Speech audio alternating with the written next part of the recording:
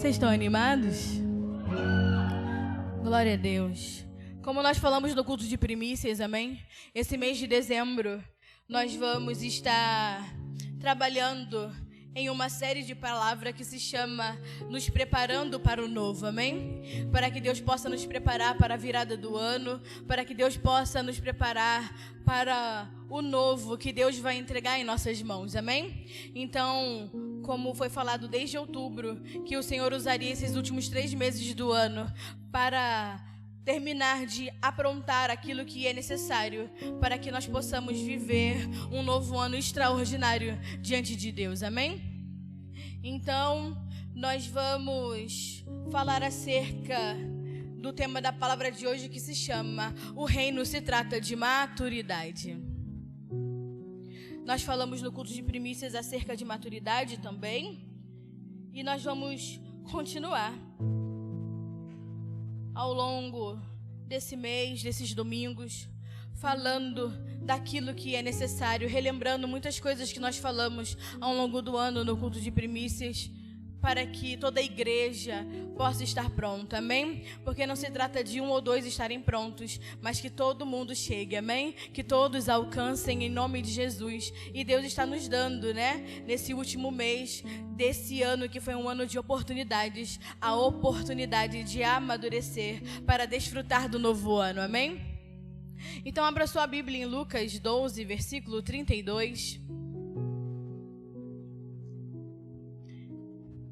Vai dizer assim: Não temais, pequeno rebanho, porque o vosso Pai se agradou de dar-vos o seu reino. Não temais, pequeno rebanho, porque o vosso Pai se agradou em dar-vos o seu reino. Essa declaração de Jesus, ela é maravilhosa, porque nós não estamos falando de uma promessa futura, estamos falando de uma realidade presente, amém? Jesus aqui não está falando de uma promessa futura, porque a palavra vai dizer que ele veio para poder estabelecer o reino de Deus. E ele vai dizer ao povo que eles não temam, porque o Pai já se agradou de entregar o reino. Então não é algo que vai acontecer, é algo que era uma realidade naquele momento. O reino de Deus se estabeleceu na terra, amém? Então ele não está dizendo que não tenham medo, porque vai vir o reino, porque Deus lhe dará o reino, mas ele está dizendo que não tenham medo, porque o vosso Pai já se agradou em dar o reino, né? Então ele se agradou em entregar o reino aos seus filhos. Então o reino não é uma esperança futura, o reino é sim uma realidade presente na qual nós podemos desfrutar hoje, amém? E como nós desfrutamos do reino? Primeiro crendo que ele já está no meio de nós, amém? Porque se você não crê no reino de Deus, né, você não consegue desfrutar daquilo que você não crê. Então você tem que crer que o reino foi estabelecido no momento que Jesus morreu na cruz do Calvário, amém? E nós estamos aqui então para que essa realidade do reino seja manifesta nos nossos dias, amém? Para que eu e você possamos desfrutar dos benefícios desse reino, mas também das responsabilidades que há dentro desse reino, amém? O apóstolo Paulo vai dizer lá em Romanos 14, versículo 17, que o reino de Deus não é comida nem bebida, mas é justiça, paz e alegria no Espírito Santo, amém? Então o reino de Deus não é comida nem bebida, mas o reino de Deus é justiça, paz e alegria no Espírito Santo. Então os filhos do reino devem viver em justiça, paz e alegria no Espírito Santo que habita dentro de nós todos os dias da nossa vida, amém? É assim que um filho do reino se comporta, em justiça, em paz e alegria, porque no Espírito nós estamos, né, estabelecidos nesse reino. Vocês estão entendendo? Diga amém. Então hoje aqui nós podemos desfrutar dos poderes desse reino, dos poderes do reino de Deus que já está entre nós, amém? Nós já podemos desfrutar, né, das maravilhas desse reino que virá com Cristo na sua segunda vinda, mas como o Espírito já está estabelecido nesse reino em justiça, em paz e alegria, e esse Espírito habita dentro de nós, nós estamos aqui para desfrutar desse reino, amém? Então, qual é a nossa tarefa se o reino de Deus já está entre nós? Qual é a tarefa da igreja se o reino de Deus já está estabelecido entre nós? A nossa tarefa é expandir o reino. A nossa tarefa agora é expandir esse reino, porque nós não fomos chamados para estabelecer o reino, mas para expandir o reino. Que quem estabeleceu o reino foi Cristo Jesus na cruz do Calvário, amém? Foi Cristo Jesus que o começou a estabelecer quando veio, quando nasceu. A cruz do Calvário foi a consumação desse reino estabelecido na terra, e eu e você agora temos a tarefa de expandir esse reino. Então, cada vez que a igreja avança, o reino se expande, amém? Cada vez que Cristo é visto e o poder da reconciliação opera, o reino de Deus se expande. Em cada lugar, em cada pessoa que o verdadeiro evangelho é pregado, Cristo aumenta e o reino se expande, amém? O Espírito Santo, quando ele opera e se move através de nós, Cristo é visto, Cristo é aumentado, o Pai é glorificado e o reino de Deus expande, amém? Cada vez que um filho de Deus está semeando em algum lugar a palavra do Senhor, seja na rua, na escola, na sua empresa, no seu trabalho, na sua casa, na sua família, se há um filho de Deus ali, o reino está avançando. Você pode dar um glória a Deus? Aonde você estiver, amém? Aonde você estiver representando esse reino, pregando a palavra, ali o reino de Deus estará, amém? Então, nos comprometer com essa tarefa, que é expandir o reino, que o reino avança, que o reino avance, é o que nos dá sentido e razão para a nossa existência. Você só estar aqui hoje, Deus só gerou, todos nós, e o propósito pelo qual nós fomos chamados é para a expansão do reino de Deus. Nós fomos colocados na terra com o propósito de colaborar com a expansão e com o avanço do reino de Deus, amém? Nós não estamos aqui para construir o nosso próprio reino, nós não estamos aqui para construir os nossos próprios interesses, as nossas próprias edificações, nós não estamos aqui para que Deus abençoe os meus planos, nós estamos aqui para nos alinharmos ao seu reino, amém?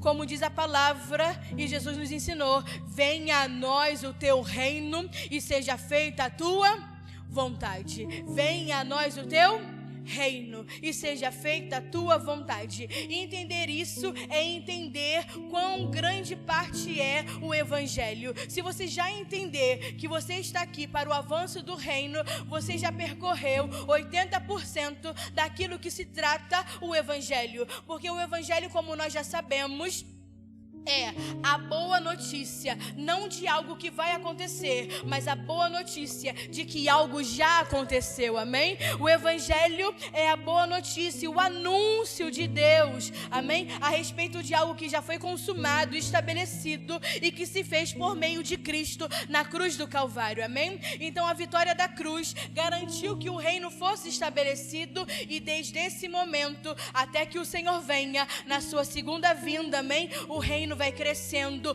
para absorver tudo e todas as coisas, amém? Até que Jesus volte, até que Ele venha na sua segunda vinda, o reino vai crescendo e o reino vai expandindo para absorver tudo e todos. Então diga para o irmão que está aí do seu lado, olha para ele nessa manhã bonita de domingo, amém? Olha como ele está bonito, ele acordou, ele tomou banho em nome de Jesus para vir ao culto, tirou a cara amassada, e você vai dizer para ele assim: estamos na terra para colaborar com a expansão do reino de Deus. Glória a Deus, amém? Se alguém te perguntar a partir de hoje por que você está nessa terra, essa tem que ser a sua resposta rápida e imediata. Eu estou na terra para cooperar, para colaborar com a expansão, com o avanço do reino de Deus, amém? Então, se alguém te perguntar qual é o propósito de nós estarmos na terra, você na ponta da língua já vai poder responder, não vai ficar mais bobolhando. Por que eu estou aqui? Quem sou eu? Você vai dizer: o Senhor me colocou colocou nessa terra para colaborar, para cooperar com o avanço do reino de Deus, amém? É por isso que nós estamos aqui, amém? É por esse propósito pelo qual nós fomos gerados, amém? No Senhor, nascemos nessa terra para colaborar com o seu reino, amém? Mas nós temos que ter cuidado. Que cuidado, pastora? O cuidado que existe a tentação de você desfrutar os benefícios do reino sem assumir as suas responsabilidades. Nós temos que ter cuidado com essa tentação de desfrutar os benefícios desse reino, os benefícios, que o sacrifício de Cristo na cruz nos trouxe, sem ter a responsabilidade, sem assumir a responsabilidade com a expansão desse reino. Porque é muito fácil desfrutar, amém? É muito fácil desfrutar. Entenda, é necessário o desfrute, amém? É necessário por quê? Porque nós não podemos trabalhar em algo que nós não vamos desfrutar, amém? É muito difícil, é como você ter o seu trabalho. Você trabalha para pagar as suas contas, amém? Mas se você não tem no final do mês algo que você possa desfrutar do seu salário, você fica triste com o trabalho, você quer arrumar outro trabalho. Não é verdade, igreja? Então, o fruto do seu trabalho não é apenas um resultado, mas também tem que ser um desfrute, amém? Mas agora, nós não podemos ficar acomodados somente com o desfrute, porque há uma responsabilidade sobre a igreja em expandir esse reino, amém? E nós vivemos no meio de uma geração egocêntrica, vivemos no reino de uma geração egoísta, que tudo busca para si, que Deus me abençoe, que Deus me prospere, que Deus me dê uma casa nova, que Deus me dê um trabalho bom, que Deus me dê um carro. Entenda, tudo isso é bom, mas se for em justa medida, amém? Tudo em Deus tem uma justa medida. Isso não é ruim, amém? Mas entenda, isso não é o evangelho.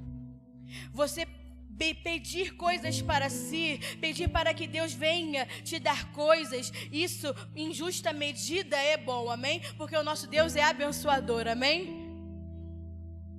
Mas isso não é o evangelho. O evangelho vai muito além do que melhorar a minha vida e a sua vida. O evangelho é para a expansão do reino, para que Cristo seja aumentado, para que Ele absorva, amém, a todos e a sua glória tome toda a terra.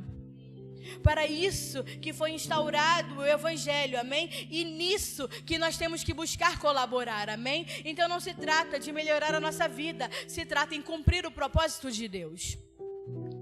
Nisso que nós temos que nos empenhar, amém? É nisso que nós temos que gastar o nosso tempo, a nossa oração, e é nisso que nós vamos nos movimentar, amém? O movimento que vem, o movimento que Deus preparou para nós para o novo ano, não é um movimento para a sua própria vida, é um movimento para a expansão do reino, amém? É um movimento para que Cristo seja visto, aumentado, e que Ele absorva todos, e a glória dEle seja vista em todos os lugares. É para isso que o movimento vem, amém? O movimento não vem apenas para te beneficiar, amém? O movimento não vem em favor da nossa própria vida, mas em favor da expansão, do aumento, do avanço do reino de Deus, no qual nós também somos beneficiados, amém? Entenda, o movimento não vem para o meu benefício, ainda que eu me beneficie. Vocês estão entendendo? Diga amém.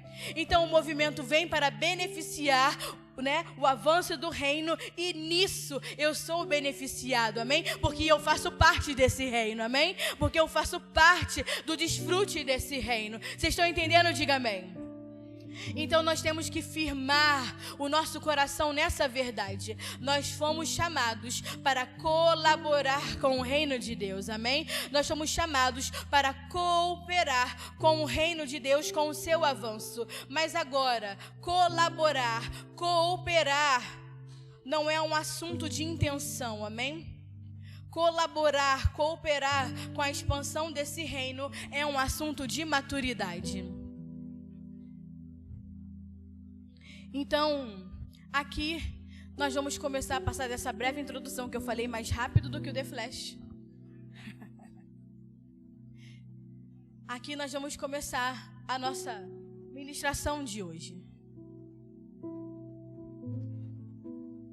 E nós vamos, como eu falei, caminhar no mesmo pensamento que nós viemos do culto de primícias.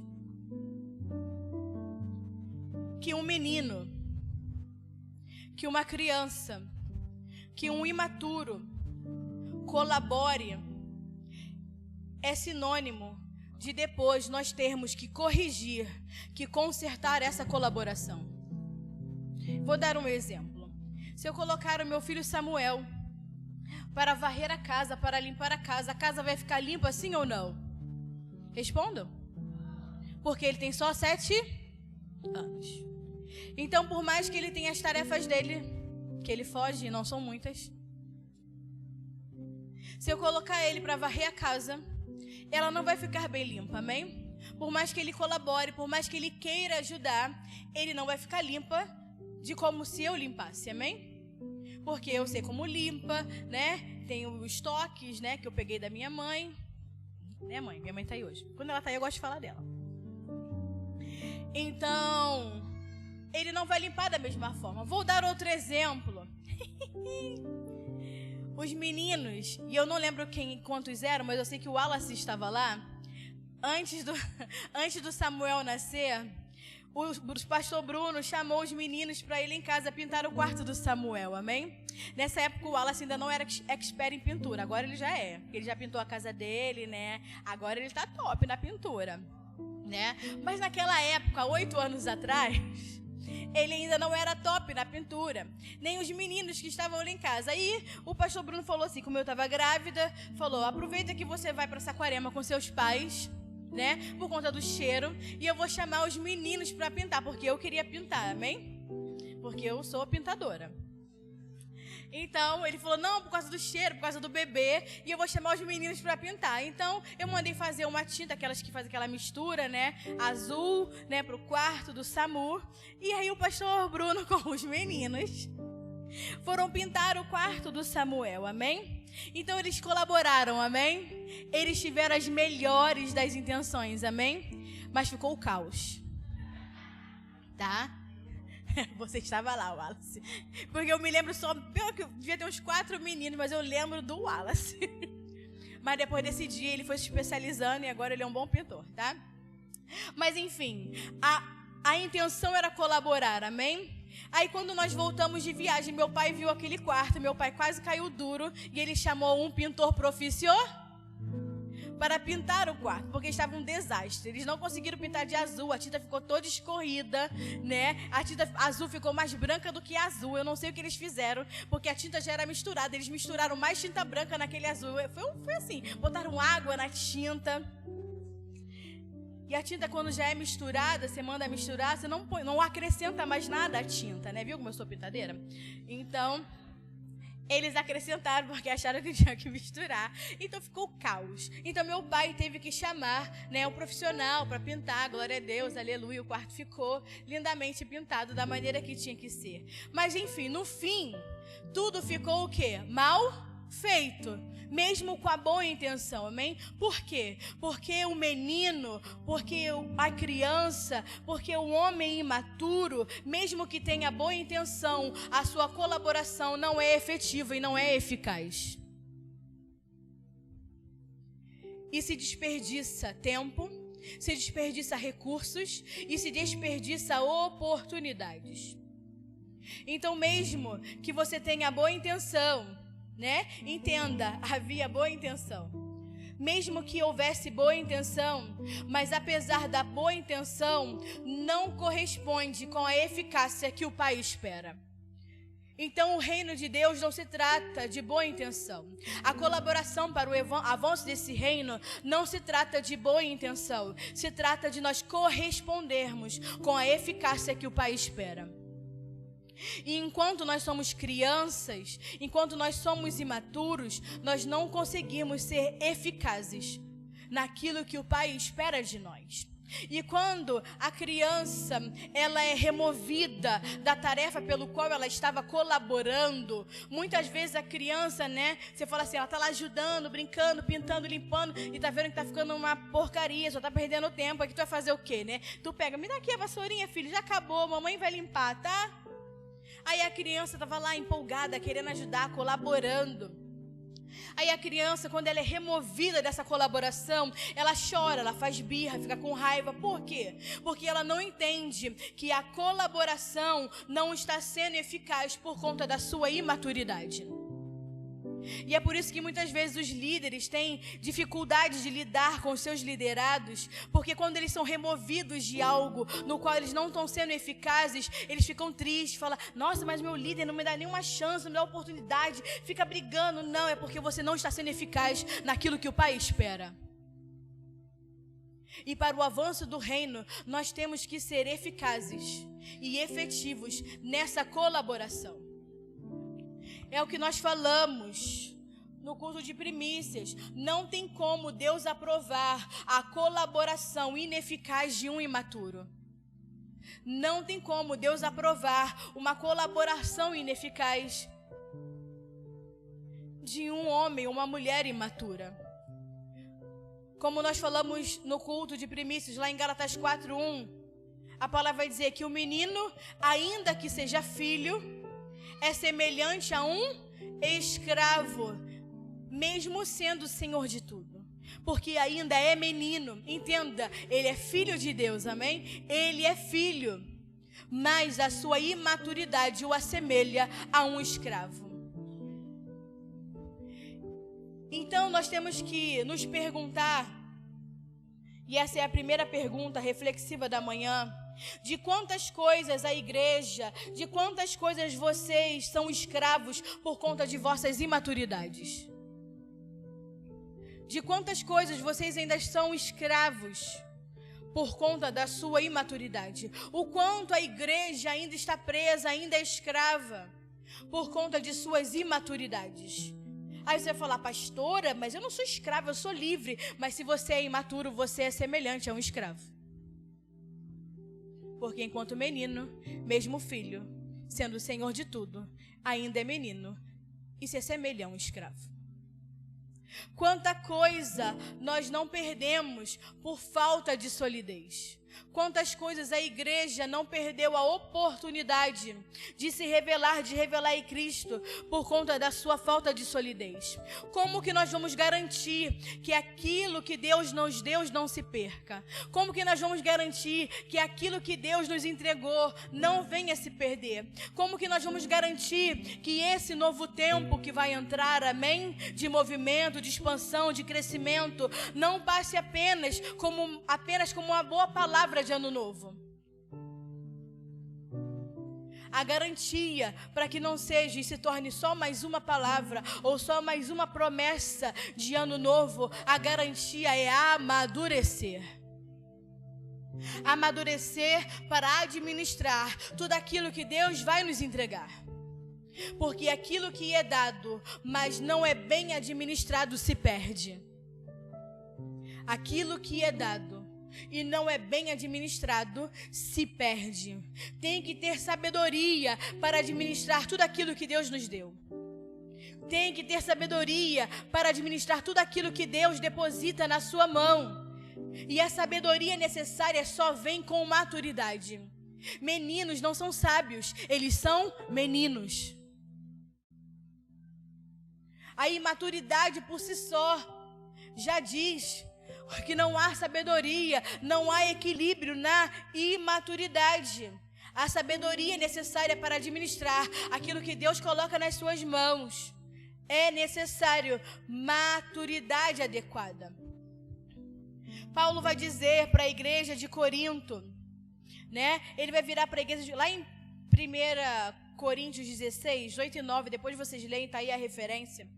Paulo vai falar para o povo de Corinto assim: eu quero muito ir até vocês, mas me foi aberta uma porta grande e eficaz em Éfeso. Então eu vou para Éfeso, eu queria ir até vocês, mas eu não posso deixar passar essa oportunidade que se abriu, né? Uma porta grande e eficaz para ir a Éfeso. Entenda, não é porque a porta é grande e eficaz que é a garantia que vai dar tudo certo. Tem que ter maturidade para discernir as portas que se abrem diante de nós, amém? E Paulo entendeu que aquilo era uma boa oportunidade no Senhor. Mas não quer dizer que Paulo não enfrentou inimigos, que Paulo não teve problemas, que a palavra vai dizer, se abriu uma porta grande e eficaz e tinha lá muitos inimigos. Paulo enfrentou muitos problemas em Éfeso, mas ele entendeu no Espírito que ele tinha o quê? Que passar por essa porta, que aproveitar essa oportunidade que era grande e eficaz. Então, por que que ele foi? Por que que Paulo teve a sabedoria no Espírito de, ao invés de ir a Corinto naquele momento, regressar e ir para Éfeso? Porque se abriu essa porta, porque a maturidade para administrar está, reside na dependência daquilo que Deus fala. A maturidade para administrar está ou reside na dependência daquilo que Deus fala. Então, muitas portas fechadas, você não precisa, de sabedoria para saber qual é a correta, porque está tudo fechado, não tem nenhuma correta. Você não vai ter o trabalho de entrar por nenhuma delas, porque está tudo fechado. Mas eu não vou nem dizer quando muitas portas se abrem. Quando duas portas se abrem, requer maturidade para discernir em qual você tem que entrar. Porque entrar na porta equivocada te faz perder tempo, te faz perder recursos, te faz perder relações, te faz perder oportunidades. Então entenda, Deus tem muito tempo, Deus tem muito tempo para nos perdoar. Deus tem muito tempo para colaborar, porque Deus é eterno, amém? Então Deus tem todo o tempo do mundo, porque Deus é eterno. E Deus também tem muita paciência, uma paciência que eu e você nunca vamos entender. E Ele pode nos dar milhares de oportunidades, mas quanto tempo se perde no caminho? Quanto tempo eu e você perdemos nesse caminho? Porque Deus é eterno, mas eu e você não temos muito tempo para cumprir o que Ele nos chamou para fazer. Então não se trata de Deus ter milhares de oportunidades, de Deus ter muita paciência, de Deus te perdoar todas as vezes que for necessário. Se trata que quanto tempo você perde nesse caminho, indo e voltando, indo e voltando, indo e voltando, caindo e levantando, caindo e levantando, caindo e levantando. Porque como Deus é eterno, Ele tem todo o tempo do mundo, mas eu e você não temos para cumprir aquilo que Ele nos chamou para fazer nessa terra. Há um tempo limite, amém? Nessa terra, isso quando você não é chamado antes para a glória. Então, nós temos que sair desse ciclo que nos faz recomeçar, recomeçar, recomeçar. É até poético, Não é lindo? Deus é um Deus de recomeços, mas quantas vezes você vai ter que recomeçar? É lindo falar que Deus é um Deus de recomeço, amém? No primeiro ano dessa igreja, nós falamos que era o ano do recomeço, mas nunca mais voltou a ser o ano do recomeço. Foi só no primeiro ano. Porque a igreja tem que progredir. A minha vida e a sua tem que avançar. Eu não posso ficar repetindo ciclos e ciclos, Mesmo que seja poético, romântico, bonito, recomeçar. Mas quantas vezes, quanto tempo mais você vai perder nesse caminho, recomeçando, recomeçando, recomeçando? Não adianta você falar que você vai se comprometer, amém? Com a obra do reino de Deus, se você primeiro não se comprometer em amadurecer. O seu primeiro comprometimento não, nesse novo ano vai virar o ano, eu vou me comprometer, eu vou fazer a obra, eu vou estar presente em tudo. Tu vai ver só, você é o primeiro a chegar, o último a ir embora, se você primeiro não se comprometer em amadurecer.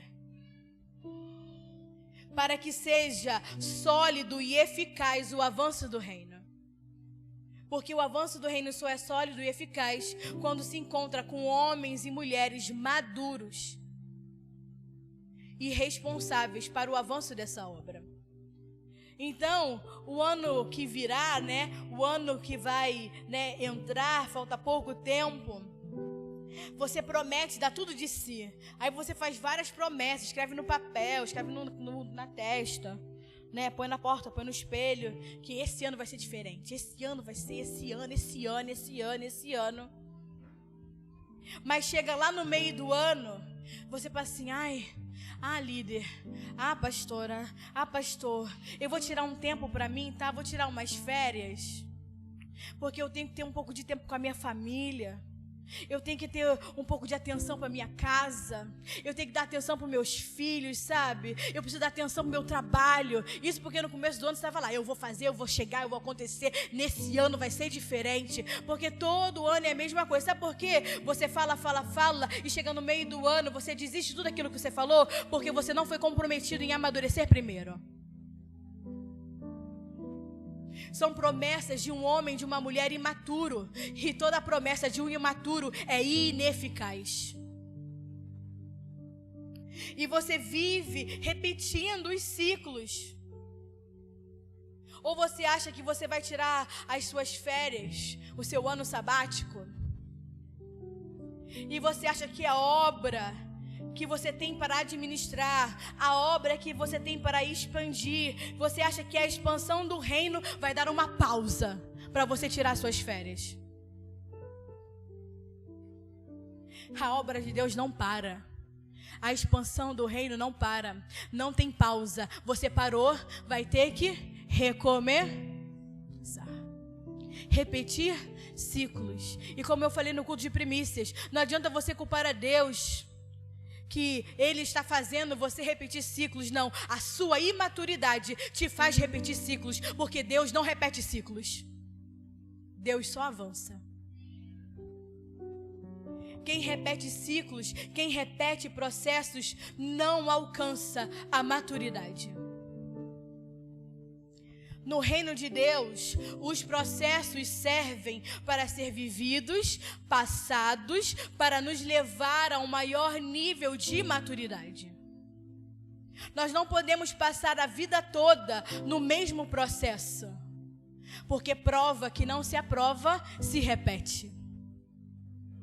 Prova que não se aprova, se repete.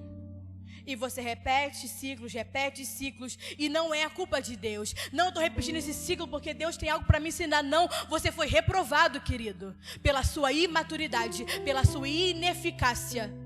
Está na hora de aprender.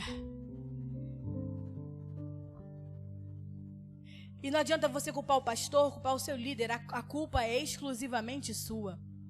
Você não pode culpar a sua casa, a sua família, seus filhos, seu trabalho. A culpa é exclusivamente sua. E você não pode se acostumar a permanecer o tempo todo no jardim de infância. Está na hora de se graduar, igreja. Está na hora de sair do jardim de infância. Está na hora de romper. E como nós já falamos em algumas pregações atrás, a graduação de um filho de Deus é passar de um filho consumidor para um filho administrador. É você deixar de ser um consumista de Deus e começar a ter responsabilidade em administrar tudo aquilo que Ele te entregou. Porque como eu falei lá no início, Deus te colocou nessa terra para que você possa avançar, para que você possa fazer o reino expandir. Por isso que você nasceu. Um filho administrativo é um filho que é administrador, é aquele que sabe o que recebeu de Deus, sabe qual é a sua posição e sabe aquilo que ele tem que administrar. E tem 4 coisas básicas que nós temos que administrar, e isso é para qualquer pessoa, amém? Independente, né, da sua medida, independente do seu grau, porque cada um tem uma medida do chamado, cada um tem um grau, amém? Mas isso é comum a todos.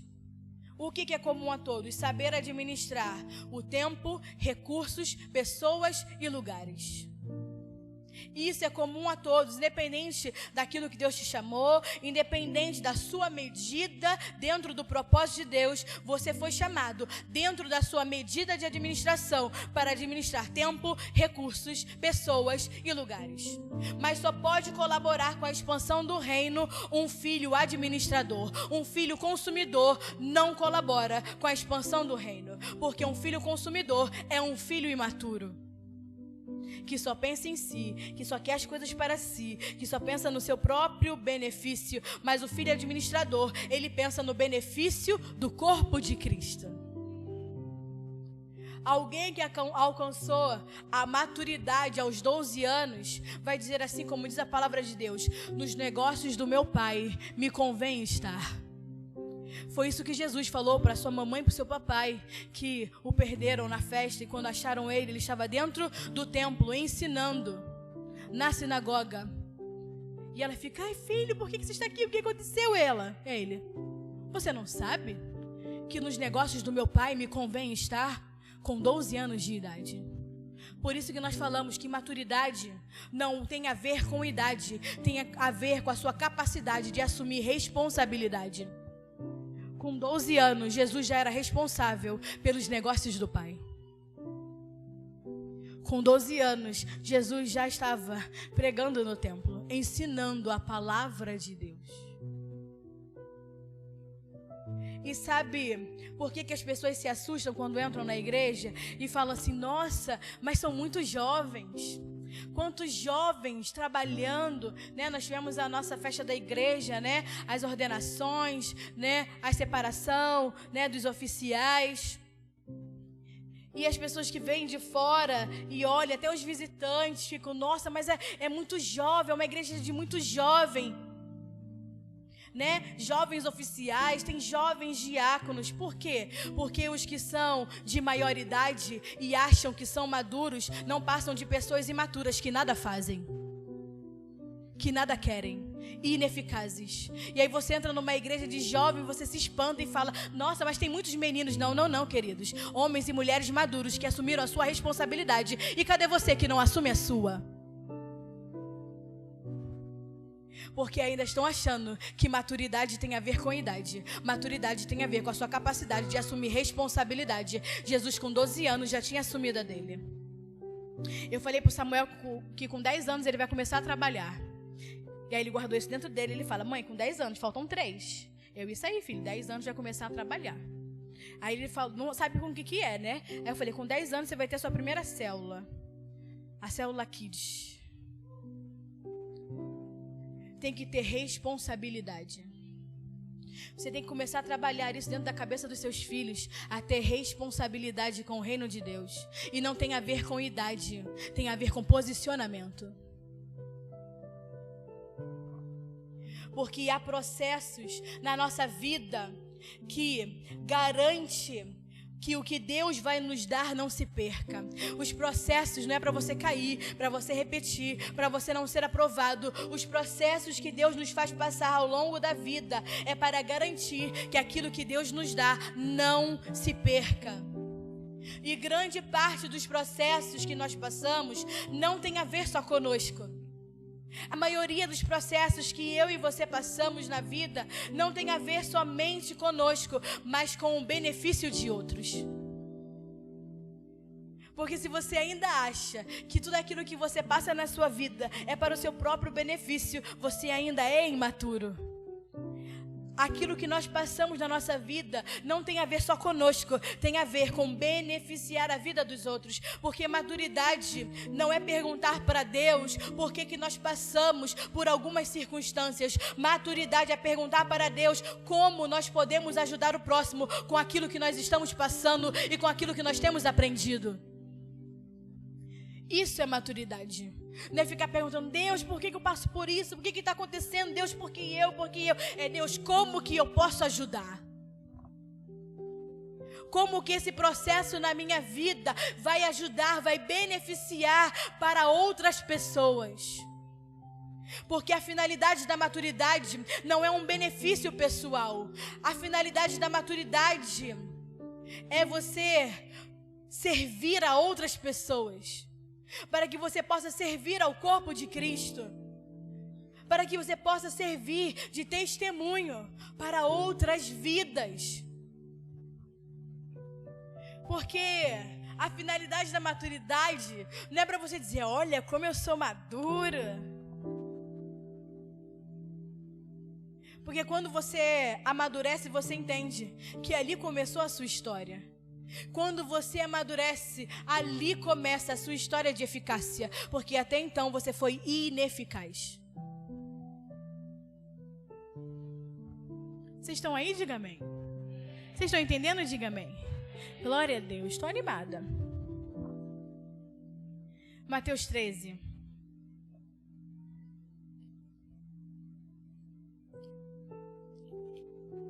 Mateus 13 vai falar sobre a parábola do joio e do trigo.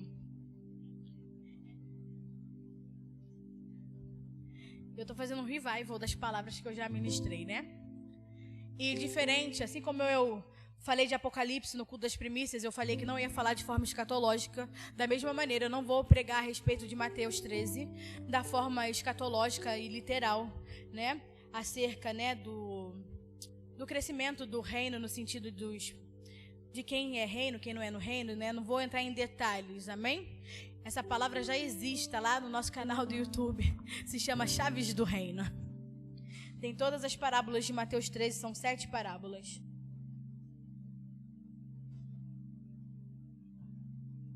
Mateus 13, versículo 24.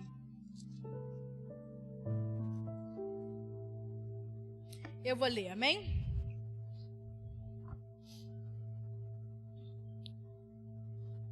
Mateus 13. Eu estou em Marcos, calma aí.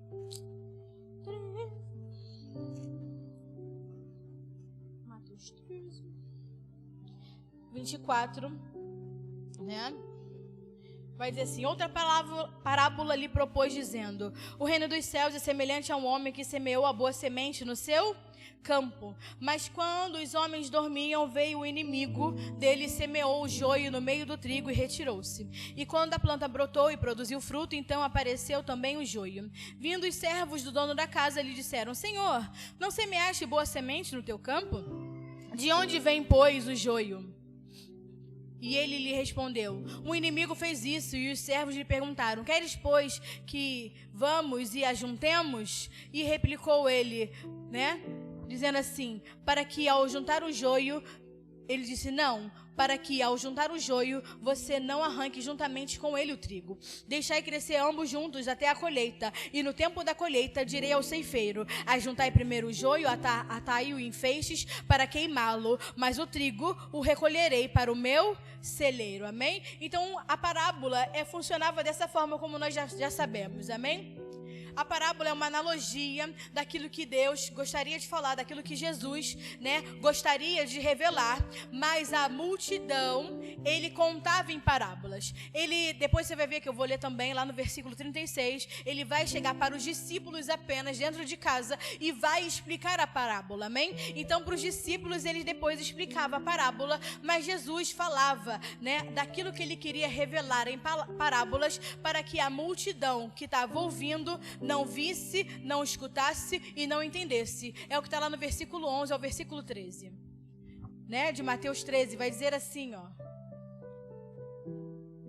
E lhe respondeu, porque eles perguntam: por que fala por parábolas? E respondeu: para vós é dado a conhecer os mistérios do reino do céu, mas a eles não é concedido, pois ao que lhe será dado e terá em abundância, mas ao que não tem lhe será tirado. Por isso que fala em parábolas, para que vendo não vejam, para que ouvindo não ouçam e nem entendam.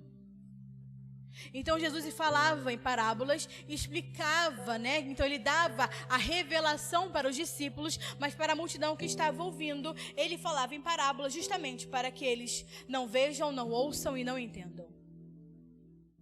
Antigamente, nós pensávamos, mas é muito antigamente, né? Antigamente, antes da casa, nós pensávamos que Jesus estava se referindo aos cristãos, quando se falava, né, do trigo. E a gente achava, né, que todo mundo, né, a igreja é trigo, os cristãos são trigos, o joio é o ímpio, o joio é aquele que está lá fora, aquele mundano. Mas, com o entendimento e a revelação da palavra, nós sabemos hoje já que Jesus não estava falando, né, a respeito do ímpio, porque essa é uma parábola do reino. Parábolas do reino são entregues para aqueles que já são salvos, é para a igreja do Senhor. Então, tanto o trigo quanto o joio está falando da igreja. Hoje nós sabemos que Jesus estava utilizando uma palavra para expressar, o que nós vemos muitas vezes na Escritura, o que nós já lemos, que já estudamos, um estado de imaturidade dos filhos de Deus. Jesus está fazendo uma denúncia à imaturidade dos filhos de Deus. E uns ele vai chamar de trigo e outros ele vai chamar de joio. Eu vou ler o 36 ao 43 para que está escrito a revelação da parábola. Versículo 36, ele vai explicar. Então, deixando as multidões, entrou Jesus na casa e chegaram-lhe os seus discípulos, dizendo: esclarece-nos a parábola do joio no campo. E ele respondeu: o que semeia a boa semente é o filho do homem. O campo é o mundo. A boa semente são os filhos do reino. E o joio são os filhos do maligno. O inimigo que semeou é o diabo, a ceifa é a consumação da era, e os ceifeiros são os anjos. Pois assim como o joio é ajuntado e queimado no fogo, assim será na consumação da era. Mandará os filhos do homem, os seus anjos, e eles ajuntarão do seu reino tudo que serve de tropeço e os que praticam a iniquidade, e os lançarão na fornalha de fogo, e ali haverá choro e ranger de dentes. Então os justos resplandecerão como o sol no reino do seu Pai. Quem tem ouvidos para ouvir, ouça. Ele não está falando do ímpio, ele está falando de uma igreja. Ele está denunciando uma igreja madura e uma igreja imatura. O estado de imaturidade e de maturidade dos filhos de Deus. E ele está separando aqui, porque algo que a maturidade produz é a separação. Algo que a maturidade vai produzir é a separação. E não é sobre bondade, não é sobre maldade, mas a maturidade separa. E nessa parábola, que eu li, depois você pode ler com calma. Se quiser entender ela de forma escatológica, é só assistir no YouTube. E juntar com essa vai dar bom, hein? Jesus está dizendo que há dois tipos de filhos. O filho do reino, que ele está falando que a boa semente são os filhos do reino, que é o trigo. Os filhos do reino, que são úteis para a expansão do reino. E ele está dizendo sobre os filhos do maligno. E quando você olha isso e fala: não, pastora, mas os filhos do maligno. Filho do maligno é filho do diabo. Filho do diabo não sou eu, porque eu sou filho de Deus. A palavra maligno significa aqueles que aborrecem o Senhor. Então, não está dizendo, porque o diabo não tem filho, tá? O diabo não é dono de nada. Entenda uma coisa. Quando ele fala que o joio são os filhos do maligno, ele está dizendo: esses são os filhos que me aborrecem. E por que o filho aborrece o pai? Quando o filho aborrece o pai, o que o pai faz com o filho? O disciplina. Porque o pai disciplina todos os filhos que ele ama, porque não são bastardos, são filhos. Mas ainda assim aborrecem o pai. Então, é o mesmo que está lá em Mateus 7, que nós já lemos, Mateus 7,13, que vai falar: naqueles dias, muitos me dirão: Senhor, Senhor, em teu nome fizemos milagres, expulsamos demônios, em teu nome profetizamos, e eu lhes direi: apartai-vos de mim, porque não os conhece. São os filhos da iniquidade, os filhos do maligno, os filhos que aborrecem o pai. Porque fazem aquilo que desejam, mas não amadureceram para fazer aquilo que agrada ao Pai. Então, maligno aqui quer dizer os filhos que aborrecem o pai, porque apesar de filhos ou das coisas boas que podem fazer, como nós falamos, não há nada de ruim em profetizar, em expulsar demônio, faz parte da manifestação do reino, amém? Apesar das coisas boas, eles o fazem diante de uma perspectiva imatura. E tudo aquilo que você faz diante de uma perspectiva imatura é ineficaz e inútil para o avanço do reino. Então, assim como os filhos do reino são úteis para a expansão, os filhos que aborrecem o pai são inúteis para a expansão do reino por conta da sua ineficácia.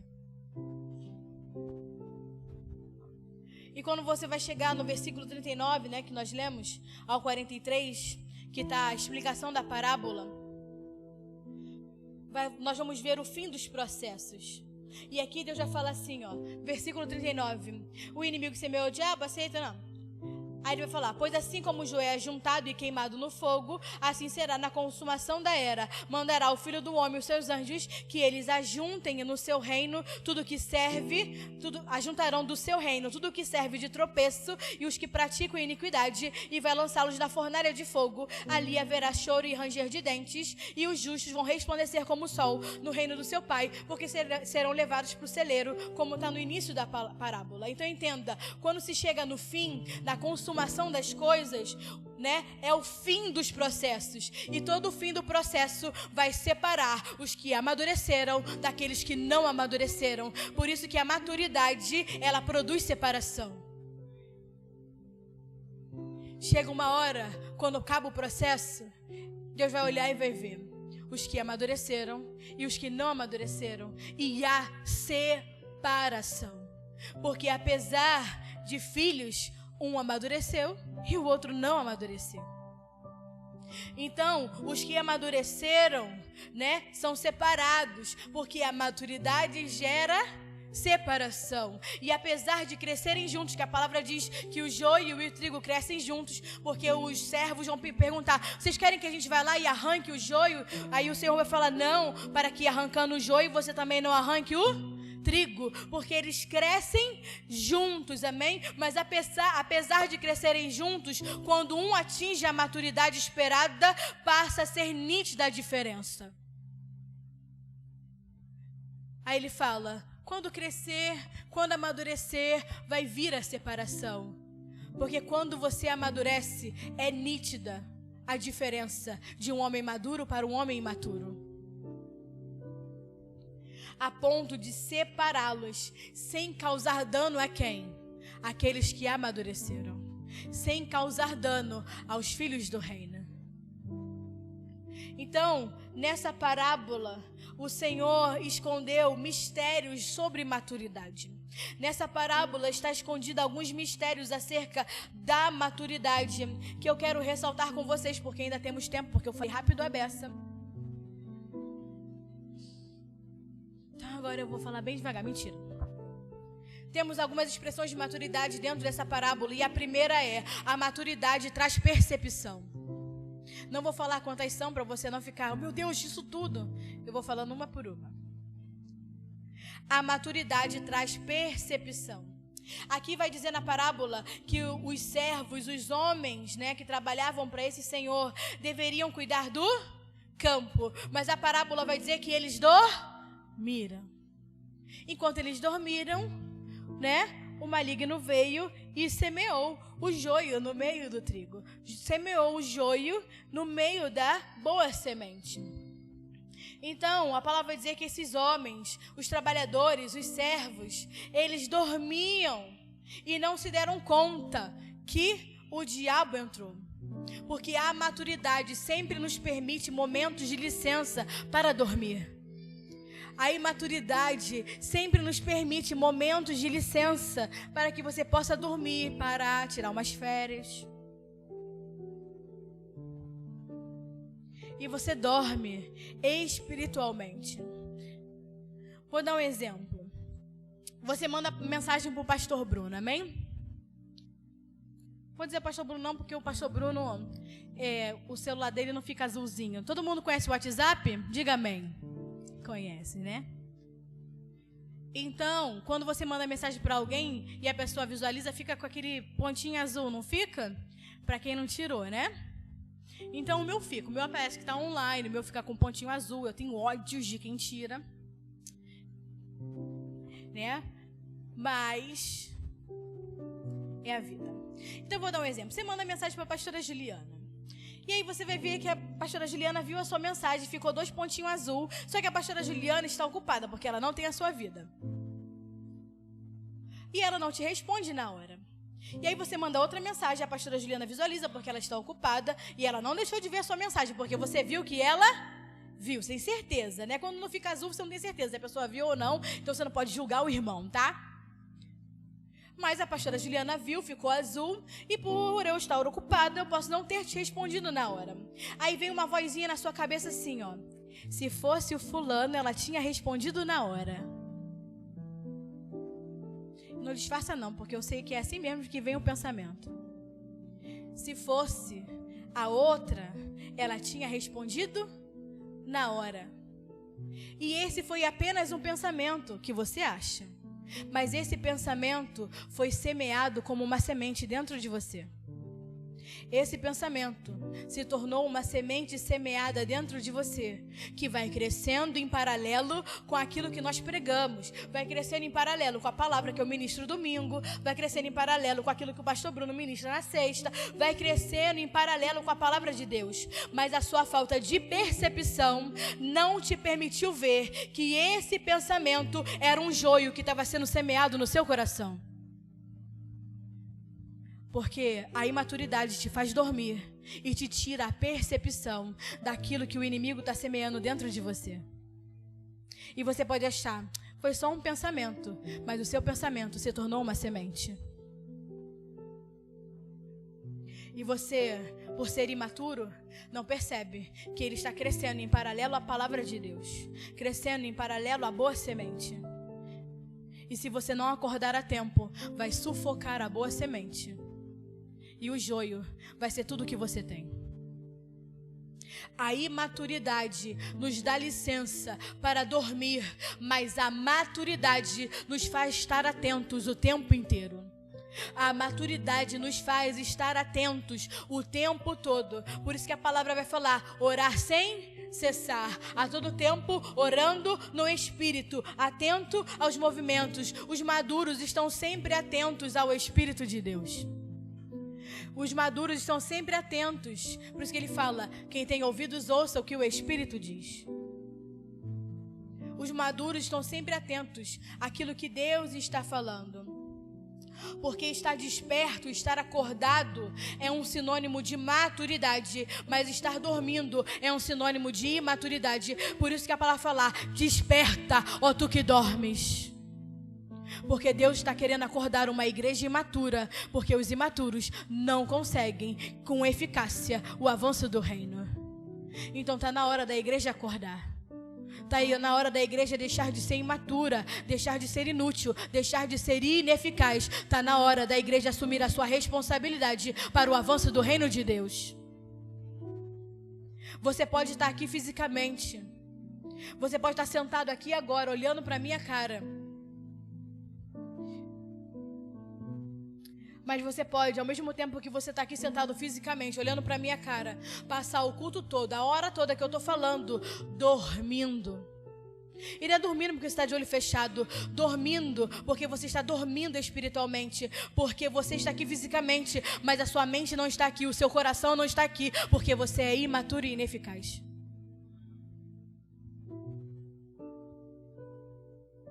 Porque a imaturidade nos rouba a percepção daquilo que Deus está falando, daquilo que o Espírito está movendo.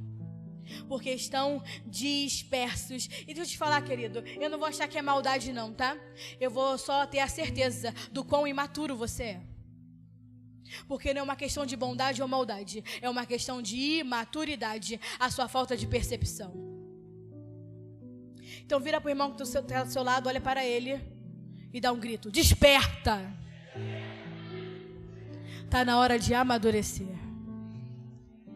Esteja desperto o tempo todo, porque o Senhor requer de nós diligência e não que sejamos preguiçosos. Deus requer da sua igreja diligência, preparo, responsabilidade e não homens e mulheres preguiçosos e ineficazes e inúteis. Chega de uma igreja assim. Você consegue maratonar uma série de TV, mas quando você vai orar e ler a Bíblia, você sente sono.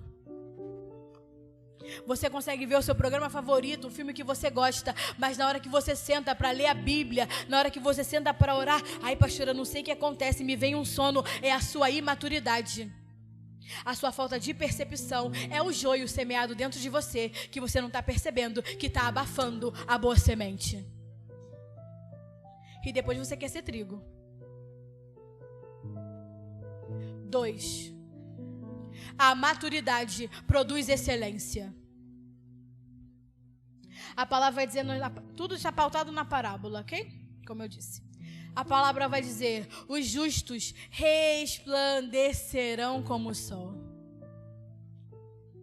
A maturidade nos leva a fazer o melhor em todo o tempo. A maturidade nos leva em todo lugar a fazer o nosso melhor a todo o tempo, independente da circunstância.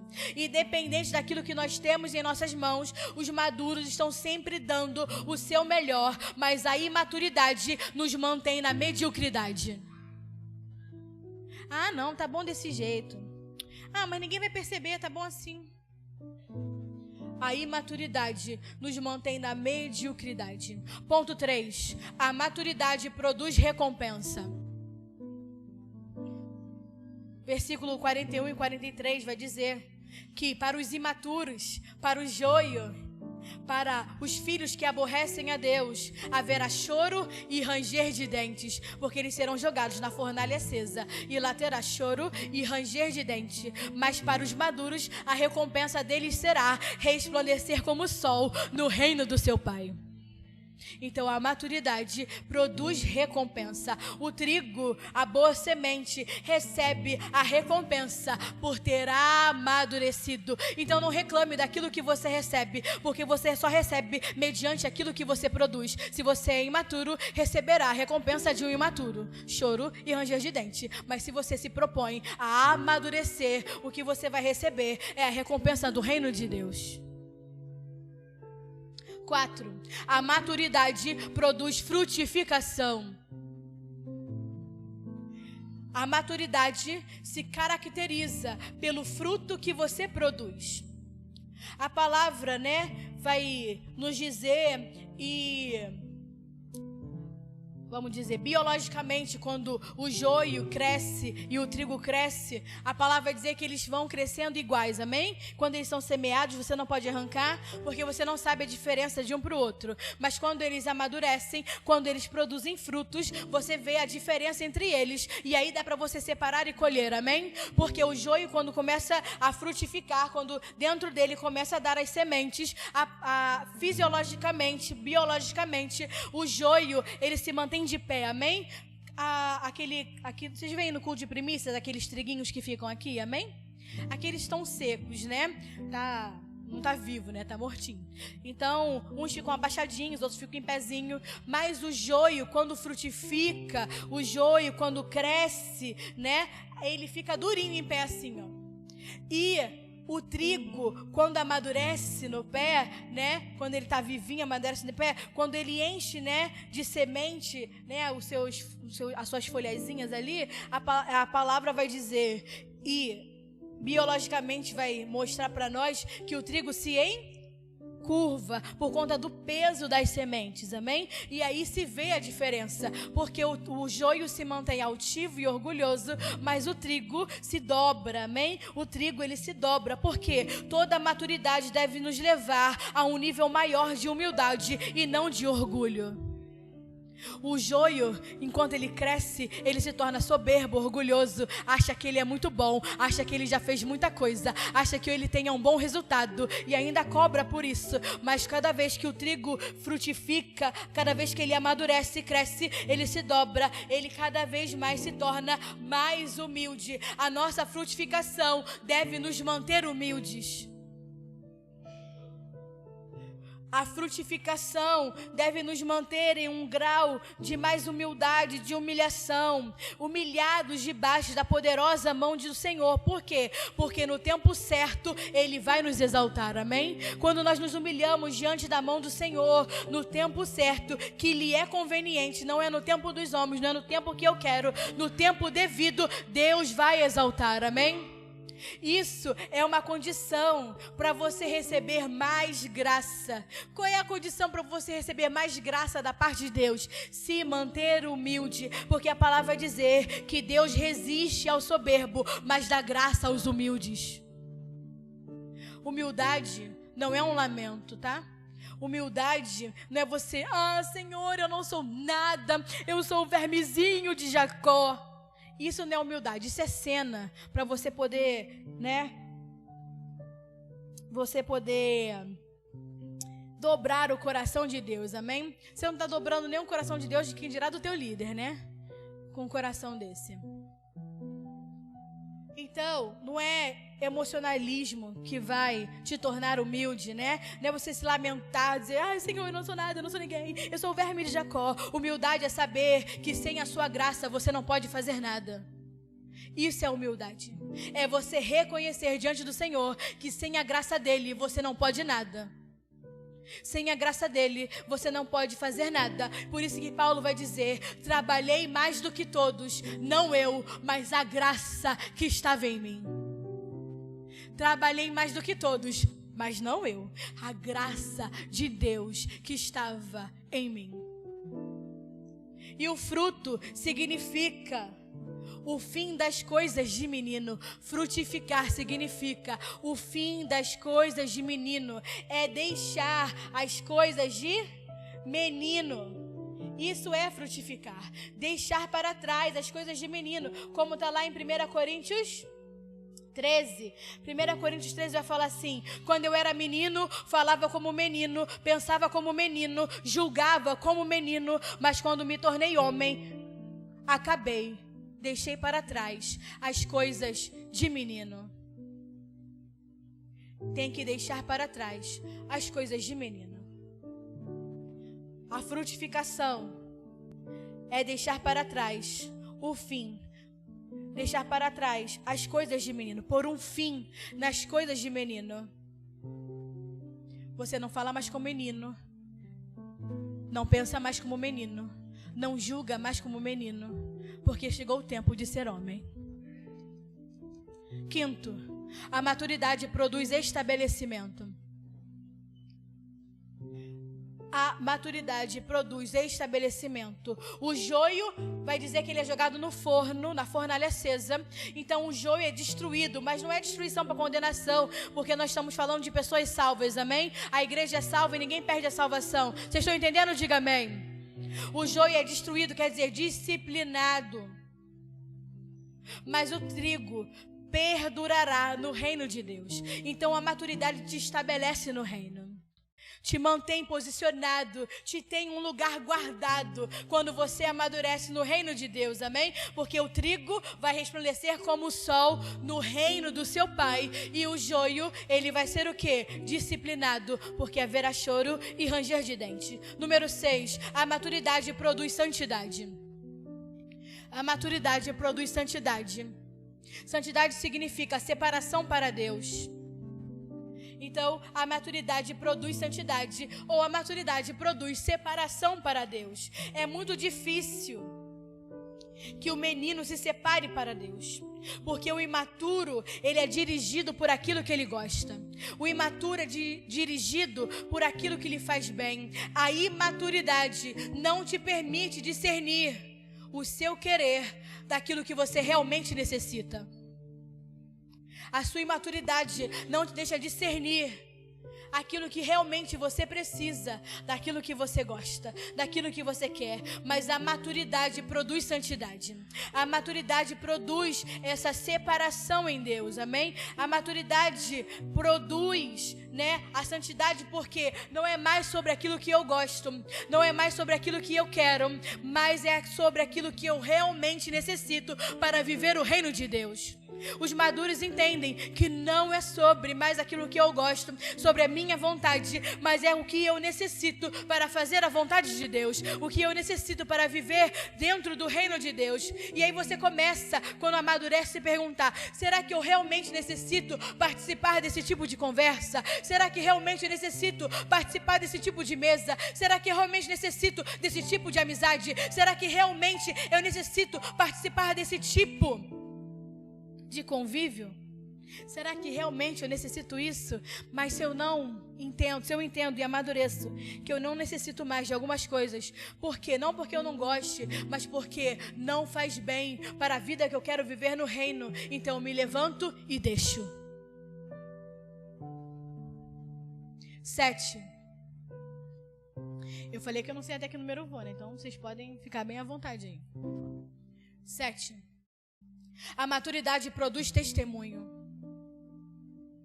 Testemunho significa evidência.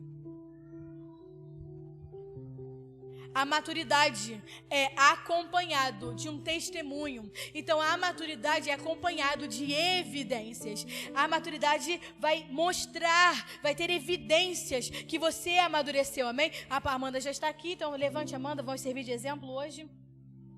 Faz assim com a sua pança, para todos verem. Caraca! É o exemplo. A mulher grávida, ela pode esconder no 3º, 4º mês que ela está grávida, amém? Mas quando chega no 7º, no 8º, não tem como ela esconder mais, porque aqui está a evidência. Era no 3º mês, né? 1º, 2º, 3º, ninguém vê que ela estava grávida. Mas agora, 7 meses, 7, 8, vai para o 8 já. 7, 8 meses, não tem como ela falar que isso aqui é comida. Porque é a evidência que algo está crescendo dentro dela, amém? Pode sentar, muito obrigada pela sua participação. Por quê? Porque a maturidade gera evidências, não tem como esconder, amém? Vai ser perceptível, amém? Vai mostrar a diferença entre o que amadurece e o que não amadurece, amém? E o que vai mostrar a nossa maturidade são as nossas reações, os nossos posicionamentos vão evidenciar o nosso nível de maturidade e o nosso nível de imaturidade. As nossas reações, o nosso posicionamento vai mostrar o nosso nível do quanto nós já amadurecemos ou o quanto nós somos imaturos. Número 8. A maturidade produz unidade. A palavra vai dizer que o joio e o trigo cresciam juntos. Mas depois o Senhor colhe, e aí Ele junta o feixe de trigo e separa quem é joio, amém? Então, a maturidade produz unidade porque os maduros se reúnem por semelhança. Chega uma hora que Deus separa, e trigo fica com trigo e joio fica com joio. Os maduros se reúnem por semelhança, congregam e vão juntos amadurecendo, amém? O trigo, ele cresce junto, né? Eles vão crescendo juntos e no tempo que eles estiverem maduros, prontos, serão separados em feixes e levados para o celeiro do Senhor, amém? No tempo certo, o Senhor os ajuntará no seu celeiro. Então, a maturidade produz unidade. Número 9, a maturidade produz vencedores. A maturidade nos leva a um lugar de vitória. Vitória sobre o pecado, vitória sobre a enfermidade, vitória sobre a tristeza, vitória sobre a ansiedade. E isso não significa que você não fica mais triste, isso não significa que você não fica mais doente, isso significa que não te governa mais essas coisas. Por isso que a maturidade produz vencedores, nos coloca em um lugar de vitória, porque apesar da circunstância, da tristeza, da enfermidade, seja o que for, isso não te governa mais. Ser um vencedor não significa que as coisas acabaram e você não passa mais por problemas. Ser um vencedor significa que essas coisas não determinam mais o curso da sua vida. Nem sempre, e eu vou dar o meu exemplo, nem sempre nós estamos com vontade de fazer alguma coisa. Nem sempre eu estou com vontade de preparar a palavra para ministrar. Nem sempre eu quero. E não adianta eu fugir, que a gente tem que obedecer ao Pai. Mas nem sempre eu quero. Por quê? Porque às vezes eu estou cansada, às vezes estou sobrecarregada, às vezes a mente fica, e a minha mente trabalha de muitas vertentes, Então, quando Deus me dá uma palavra, Ele já me dá uma série de palavras, eu fico enlouquecida. Porque eu já tenho todo mês, até janeiro pronto, na minha mente, mirabolante. E às vezes é cansativo, mas entenda uma coisa, a maturidade nos posiciona em um lugar acima dos nossos desejos, das nossas vontades. A maturidade nos posiciona acima do nosso cansaço, porque nós sabemos qual é a nossa responsabilidade. Porque circunstâncias não nos governam mais. Então não interessa se você está cansado ou não está cansado. Qual é o seu chamado? Qual é a sua responsabilidade? Você tem que estar acima do seu cansaço. Porque a maturidade nos posiciona acima das nossas próprias vontades, porque já entendemos que estamos aqui para fazer a vontade de Deus. Então a sua desculpa de, ai, não quero, ai, tô cansado, ai, não cola mais. Isso só mostra que você ainda é imaturo e ineficaz. 10, estou quase acabando, hein? Porque eu vou chegar ao 12, porque o 12 é o número da completude de Deus. A maturidade não produz retaliação. A maturidade não produz retaliação ou rivalidade, né? A maturidade produz que o trigo não ataque o joio, né? Eles crescem juntos, amém? O trigo não ataca o joio. Os maduros, eles não creem que são superiores aos que não alcançaram a maturidade, mas os imaturos que acham que são maduros, eles acham que são superiores, porque são orgulhosos e soberbos. E acham que sabem mais do que os outros. Mas os que são maduros verdadeiramente, porque como nós falamos, maturidade não se vê na superfície, maturidade se enxerga na profundidade. Aqueles que são maduros verdadeiramente, quando amadurecem, eles entendem que eles amadurecem primeiro para ajudar outros a amadurecerem. Porque o evangelho não é uma competição. O evangelho é um assunto de plenitude, até que todos cheguem à estatura do varão perfeito. E aqueles que amadurecem primeiro, aquele, né, que entende que estar em um lugar maior de maturidade, entende que estar em um lugar maior de maturidade é estar em um lugar maior de responsabilidade. Um pregador, um mestre da palavra, alguém que amadureceu primeiro, não é porque ele sabe mais, mas é alguém que quando chega primeiro e agora ele entende a responsabilidade de compartilhar aquilo que ele tem para que outros cheguem também. 11. A maturidade produz separação. A maturidade produz uma separação sem esforço entre o joio e o trigo, porque os ceifeiros estão prontos para separá-los assim que amadurecer. A maturidade produz uma separação sem esforço. O resultado final da maturidade é a separação. Como eu dei alguns exemplos sobre separação, sobre deixar no culto de primícias. E eu vou dar mais alguns exemplos. Jesus teve que deixar a Galileia para entrar em Jerusalém. Jacó teve que deixar o seu tio Labão para poder regressar à casa do seu pai. Vocês estão entendendo? Diga amém. Né? Porque o reino ele nos convida sempre a deixar algo para crescer, amém? Para poder chegar a um nível, a um outro lugar, a um novo lugar. Moisés teve que deixar o Egito. Abraão teve que deixar a sua terra e a sua parentela. E eu te pergunto hoje, igreja, o que você tem que deixar esses dias para que Deus te leve a um nível de maturidade? O que você precisa deixar? Porque como nós falamos, maturidade tem a ver com a capacidade de deixar. E não deixar somente aquilo que é mal, mas deixar aquilo que também é bom, mas não é proveitoso para o reino. Para os maduros, deixar, separar, não é opcional.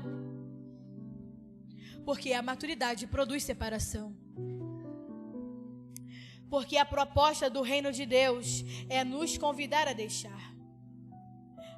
A maturidade vai definir a nossa posição no reino de Deus, ou dentro ou fora, ou governando ou sendo governado. O que você quer? Qual a posição que você deseja ocupar no reino de Deus? Porque a sua maturidade vai definir a sua posição no reino. Não é o seu pastor, não é o seu líder, é o seu grau de maturidade. É a sua maturidade que vai definir se você está dentro do reino, se você está fora do reino, se você vai governar junto com Cristo ou se você vai ser governado. Os imaturos é assim: tudo eu quero, me dá, me dá, me dá. Eternos consumidores. Já os maduros é: conta comigo, pastor, conta comigo, meu líder, conta com o meu tempo, conta com o meu recurso, conta com a minha casa, conta comigo. Mas não é um conta comigo emocionado, porque aqui a gente não está formando homens e mulheres emocionados, entendeu? O conta comigo é: eu já entendi o que eu tenho que fazer, eu já entendi o que eu tenho que deixar para amadurecer, eu já entendi o que eu tenho que deixar para ser útil e eficaz para a expansão do reino. Isso é um verdadeiro conta comigo. Não é um conta comigo emocionado que hoje você quer e amanhã você está deixando para fazer aquilo que você deseja.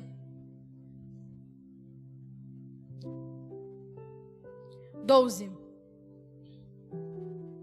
A maturidade produz filhos do reino. Como diz no versículo 38, a boa semente são os filhos do reino. A maturidade vai produzir filhos do reino, mas se você continuar imaturo, você vai ser um filho que aborrece o pai.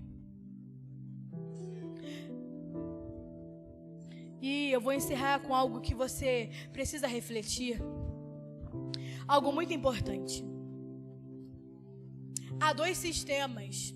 E agora preste atenção. Há dois sistemas que representam o mundo na Bíblia. Um se chama Egito e o outro se chama Babilônia. Você pode achar que Deus está falando de lugares, né? De lugares específicos, geográficos. Mas são dois sistemas que representam o mundo na Bíblia. O Egito e a Babilônia. O Egito te quer escravo e a Babilônia te quer estéril. O Egito te quer escravo e a Babilônia quer a sua esterilidade, porque escravidão e esterilidade são expressões de imaturidade. E é isso que esse sistema do mundo deseja, que você permaneça um eterno imaturo. Porque a escravidão e a esterilidade são reflexos da sua imaturidade. Mas aquele que deixa, aquele que renuncia à imaturidade, vai em busca da maturidade. Aquele que vai em busca da maturidade, que vai em busca da perfeição, se torna livre e produtivo. O sistema desse mundo quer manter, não o ímpio, porque o ímpio já é imaturo e ineficaz para o reino. O mundo quer manter a igreja escrava do Egito e escrava da Babilônia. O sistema do mundo quer manter homens e mulheres de Deus escravos e estéreis, imaturos, para que eles não possam produzir o avanço do reino de Deus. Para que eles não possam produzir o motivo pelo qual eles nasceram. Você nasceu para expandir o reino de Deus. Você nasceu para aumentar Cristo nessa terra. Você não nasceu para os seus próprios, interesses. Você nasceu para Deus. Deus não te quer escravo. Deus não quer você escravo do seu tempo. Deus não quer você escravo do seu recurso. Deus não quer você escravo de pessoas. Deus não quer você escravo de si mesmo. Deus não quer você escravo de opiniões. Deus te fez para governar. Mas a sua imaturidade está deixando você ser governado pelo Egito e pela Babilônia. Porque um escravo não pode produzir o que Deus quer. O imaturo não consegue produzir aquilo que Deus quer. E depois que o mundo te escraviza, ele vai te causar esterilidade para que você não produza aquilo que o Pai deseja. E você continue produzindo aquilo que é da sua própria vontade. Porque o mundo é assim, ele vive da sua própria vontade. Ele se alimenta da sua própria vontade. Ele se alimenta do seu eu, do seu egocentrismo, do seu egoísmo, do seu orgulho, da sua soberba, da sua autoimportância. Deus teve que tirar o seu povo do Egito e da Babilônia para que eles entendessem o porquê que eles nasceram e porquê que eles foram chamados. E Deus está levantando homens e mulheres maduros para poder anunciar o evangelho àqueles que não conhecem e despertar a igreja que dorme, que ela precisa ser livre do Egito e da Babilônia, que está escravizando e está deixando ela estéril. Tem gente que fica alongando processos. Tem gente que fica procrastinando, alongando processos, porque não toma uma decisão de deixar. Deixar o que é mal é muito fácil. Você tem que deixar aquilo que é bom, mas não é produtivo para o reino. Aquilo que não serve mais para aquilo que Deus te chamou para fazer. E você fica alongando processos e as coisas se repetem, se repetem, se repetem, se repetem na sua vida. E deixa eu te falar uma coisa, querido. Não é iniquidade, não é maldição. Porque não há mais condenação para aqueles que estão em Cristo Jesus, amém? Não há maldição hereditária, querido, para aqueles que estão em Cristo. Toda maldição foi quebrada na cruz do Calvário, porque Ele se fez maldito por nós. Então não fica usando de jargões para justificar a sua imaturidade. Não, é a iniquidade, é o mundo, é a maldição, porque você simplesmente não quer deixar para trás aquilo que Deus já mandou você deixar. Porque você não quer se separar daquilo que Deus já mandou você se separar. Porque a imaturidade é cômoda. É cômodo ser imaturo, já que a maturidade exige responsabilidade. Já que a maturidade exige ser responsável, é muito cômodo ser imaturo. Mas Deus vai nos colocar em um novo tempo, em um tempo de movimento, um tempo de crescimento abundante. Mas os imaturos não poderão administrar. Nesse novo tempo, os imaturos não vão administrar. Porque expandir o reino se trata de maturidade. Não tem como mais deixar os imaturos administrarem. Por quê? Porque depois alguém tem que consertar. Porque depois alguém tem que corrigir. E não tem mais tempo para ficar consertando. A igreja foi levantada. Nós estamos nesse tempo, todo esse ano, esse final de ano, para que você entenda que é necessário amadurecer, ajustar, alinhar, ordenar. Porque o reino não se expande com homens e mulheres imaturos. Administrar a expansão do reino requer maturidade.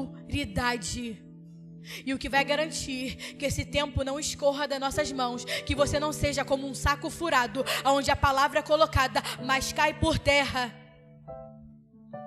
Que a palavra que Deus semeia em nós se perca ou não frutifique. O que vai garantir isso é amadurecer. Não é uma opção. Amadurecer vai garantir que o novo ano que vai entrar não seja ineficaz como esse ano todo que você viveu. Amadurecer.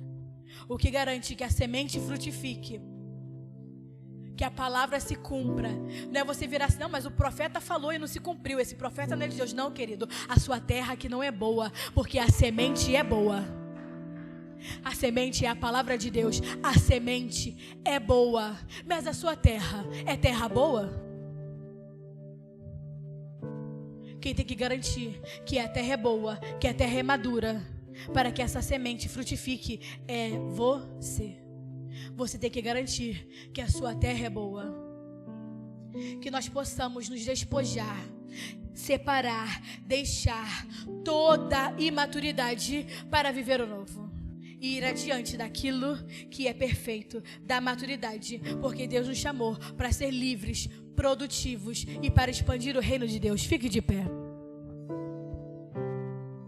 Domingo que vem nós continuamos, amém?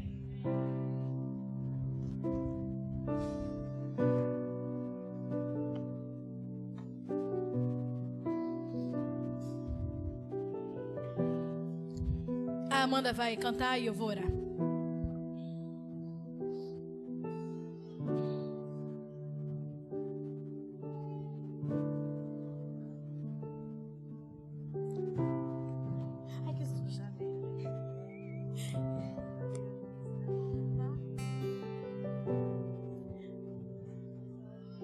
Que você possa louvar juntamente com o louvor, amém? Deixa Deus te ouvir. Ore você, não fique esperando a minha oração, não. Comece a orar daí. Que Deus te dê forças para que você se posicione e deixe tudo aquilo que é necessário para que você possa amadurecer e seguir adiante. E se tornar um filho administrador do reino, eficaz, eficiente e útil para o reino de Deus.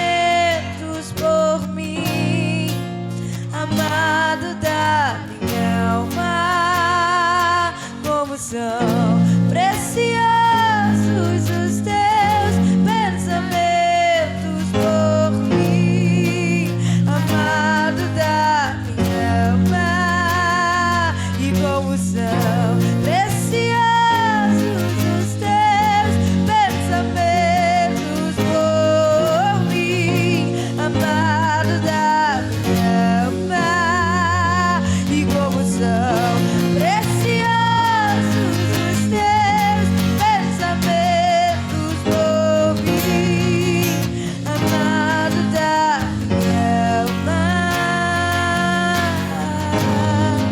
Senhor, eu te amo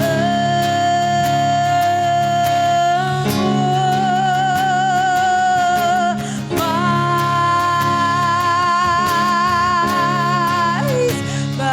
que o ouro, a prata, mais que a mim. Senhor, eu te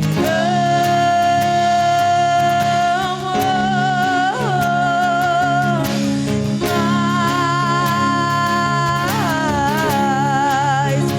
mais que o ouro, a prata e mais que a mim.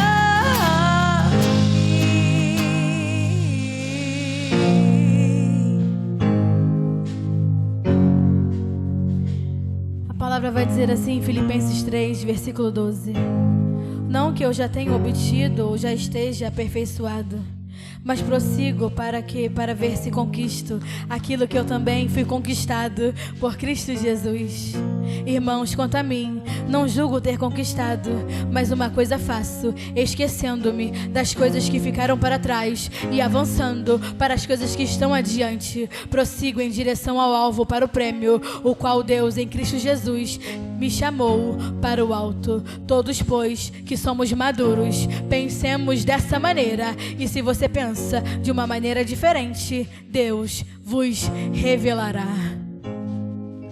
Senhor, que possamos, Senhor, olhar para dentro de nós e ver, meu Pai, tudo aquilo que ainda paralisa a nossa vida, cada imaturidade que ainda está em nós, que nos impede de ir além, Senhor. Que possamos, Senhor, deixar o que for necessário, deixar o nosso eu, a nossa vontade, lugares, pessoas, porque nós fomos chamados para governar sobre elas, mas se aquilo está me governando, que possamos deixar, Senhor, deixar para alcançar a sua vida, para fazer a sua vontade, porque diante de nós está um prêmio maior, no qual nós fomos chamados para alcançar, meu Pai, que é a sua vida, o seu querer, o seu propósito, o seu reino, esquecendo das coisas que ficaram para trás. Prossigamos avançando, prossigamos adiante, prossigamos para o novo, buscando crescer, crescer, crescer, crescer, crescer, crescer e amadurecer. Queremos, Senhor, rejeitar toda esterilidade, toda escravidão que o mundo vem, Senhor, tentando nos paralisar, meu Pai. Arranca de nós, Senhor, todo joio, toda semente que cresce em paralelo à tua boa palavra e à tua semente, para que sejamos movidos somente no seu querer, somente na sua vontade, Senhor, porque preciosos são os seus pensamentos. Antes mesmo de nascermos, Deus nos gerou, Deus nos formou. Ele escreveu cada dia da sua vida, como foi falado, cada dia foi escrito no livro. Antes mesmo que se conhecesse, antes mesmo que nascesse, antes mesmo que falasse, Ele já conhecia cada palavra, Ele já conhecia cada passo seu.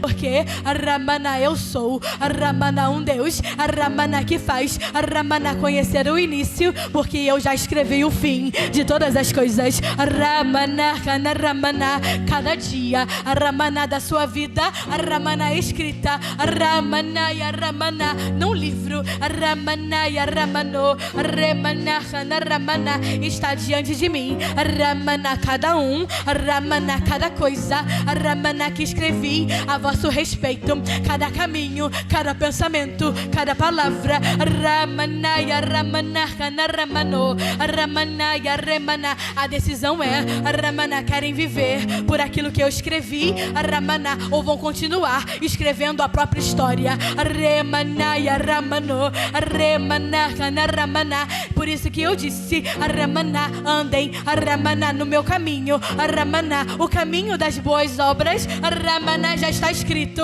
Ramana, só ande, Ramanaya, Ramana, naquilo que eu já escrevi, naquilo que eu já desenhei a vosso respeito, Ramana. Mas Ramana, continuam achando que os seus caminhos são melhores do que os meus, continuam achando que os seus pensamentos são melhores do que os meus.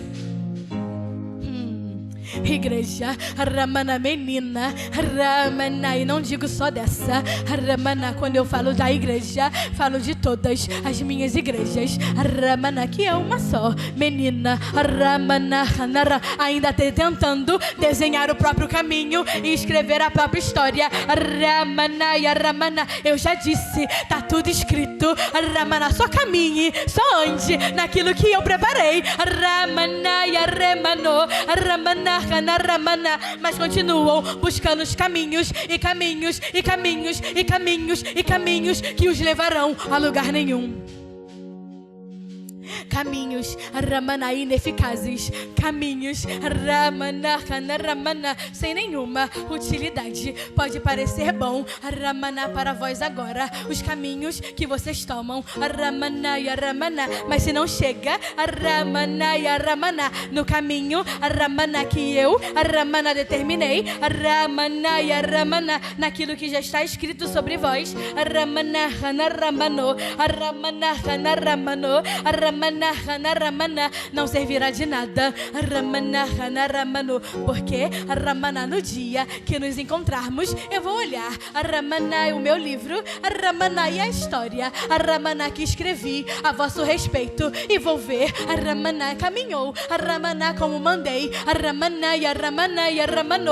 Outros, Ramana, escreverão a própria história, Ramana, não serve de nada, Ramana, Ramano. Então, Ramana, sejam, Ramana, eficazes, Ramana, e rápidos, Ramana, em deixarem aquilo que é necessário, Ramana, Ramana, para poder, Ramana, caminhar, Ramana, para o alvo, Ramana, para o prêmio, Ramana, para terminar, Ramana, a corrida, Ramana, enquanto é tempo, Ramana, Ramana, Ramana. Isso foi, Ramana, Ramana, uma das coisas, Ramana, que ele fez, Ramana, na cruz, Ramana, Ramana, do Calvário, os colocar de volta, Ramana, ligados a mim, Ramana, Ramana, para que conectados a mim, Ramana, seguissem, Ramana, o caminho, Ramana, que escrevi sobre vós, Ramana, mas ainda acham, Ramana, que ele veio, Ramana, reconciliá-los comigo,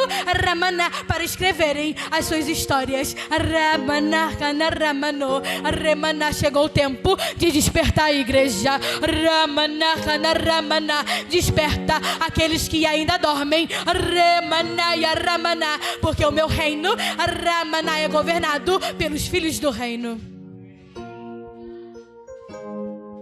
Obrigada, Senhor, pela Tua palavra, pelos Seus ensinamentos. Obrigada, Senhor, por poder produzir em nós a boa palavra, para que possamos amadurecer e crescer, meu Pai. Que possamos, Senhor, viver o novo, não apenas com a promessa de um imaturo que fala com a boca, mas não tem responsabilidade em realizar aquilo que se fala, mas que sejamos maduros, Senhor, e ter responsabilidade em cumprir tudo aquilo que o Senhor nos chamou para fazer, porque nascemos, fomos gerados para poder avançar e expandir com o reino de Deus. Para isso que estamos aqui, para cumprir o seu propósito. O benefício é o seu reino, e nisso somos beneficiados também, porque somos filhos do reino, e estamos aqui para fazer desse reino uma realidade. e que todos vejam a sua glória, para que todos vejam a sua face, até que tudo seja tomado por ti e a tua glória seja tomado em todos os lugares, em nome de Jesus. Que a unção de Deus Pai, a graça salvadora do nosso Senhor Jesus Cristo e a comunhão do Espírito Santo possa te colocar no caminho certo, amadurecê-lo para você chegar ao lugar que você deve, que é avançar e expandir o reino de Deus de forma eficaz e útil para o Senhor, em nome de Jesus. Deus te abençoe. Vá em paz, querido.